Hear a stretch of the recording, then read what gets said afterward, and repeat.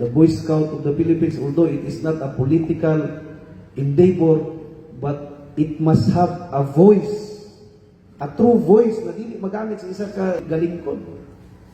Na di niya magamit. Kaya ang set up biya, kaya di ba, automatic, basta local city executive, dili. Automatic ka na, gani na set up, automatic. Huwag ka na, kining full of loopholes or kanang boundary. Boundary, hindi ba no?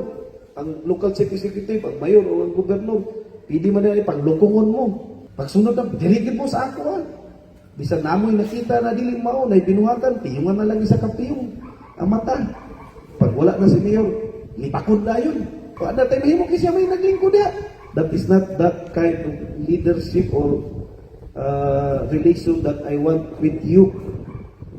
Gusto na ko katong yung kanay, kung sa'y atong gihimo, kung sa akong gihimo, kung sa'y pili ang waton sa syudad sa malay-balay.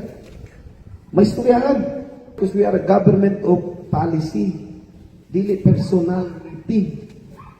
Because being a local chief executive is sometimes could be a personal ambition. Ikaw gyud diha, di pili na dili ikaw. Diha na dahil ang boundary na doing what is right. Imo na dahil i-sacrifice nga naman because you feel threatened sa imuhang posisyon. Always remember that